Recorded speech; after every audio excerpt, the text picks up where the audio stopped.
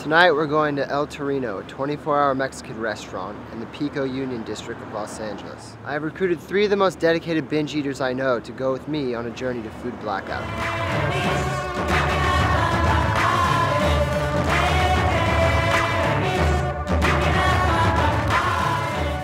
The idea for this episode came together on Monday because Heron was in town, Carlos and Chris had the radio show, and I thought it'd be perfect for all of us to go out to eat afterwards. Dan's a food scientist, and we're going to review food for him.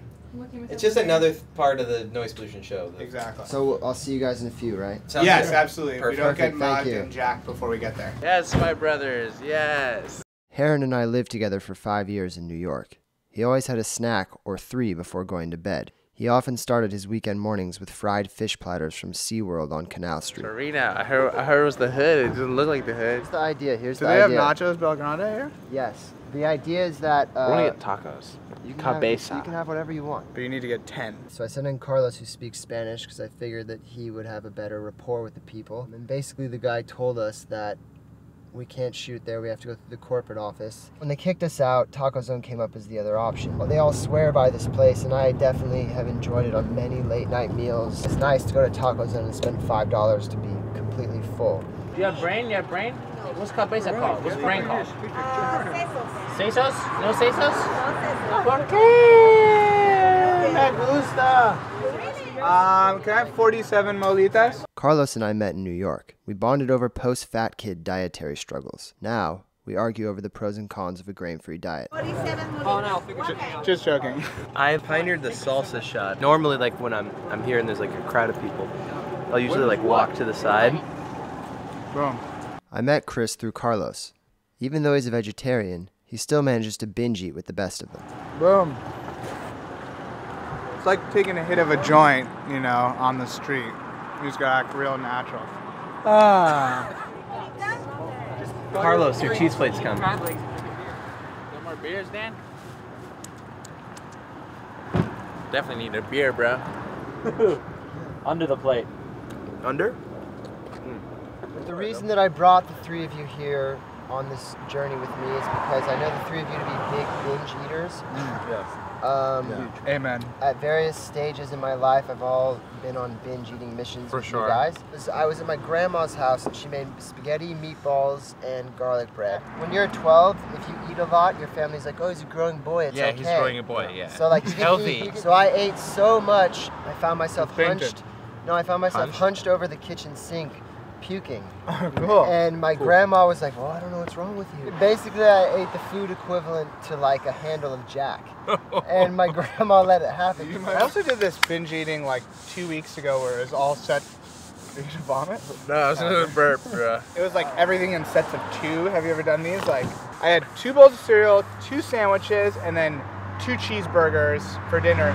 Then went to go get an ice cream cake for my mom for her birthday and didn't think 1 ice cream cake enough, so I got a shake to accompany it's easy it to overeat. to freeze it, so when everybody ate their cake, I would have a shake and a cake to eat at the same time. So here's my question though, is what do you think, what is it about your character that spawns this sort of eating? You're just like addicted to Well, like excess good is- feelings. Excess is I think a thing of great art. I think you you want to feel Oh, yeah. something that Avoid. feels good.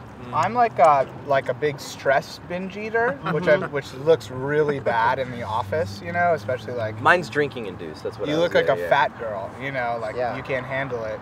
But the worst binge eating I experience is when I'm stressed out in my house with no food. All this binge eating makes me want to binge eat. All right, well, they closed down. They closed down early, but there's always a backup plan.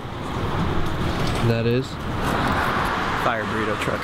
The next move is the flaming taco truck. They've since added a 420 menu, which is one of the most disgusting things I've seen in Los Angeles. I hope you don't order off that. What? The 420 menu? Who knows? You kind of realize when you binge eat that it's the constant low point. You feel sick? Keep fighting. But that doesn't stop you, you know? No. It's about the flavor, it's not about the feeling. Oh, we're going to... This is why we call it 4 corners. The 4 corners of fat. Burrito from there, you get a burrito from there. Chris does go? not How want to deep stop. do you wanna take it, He's Dan? thinking that we'll go from here to there. You know, like when you have a bad habit and then you get in a club of people that have a bad habit?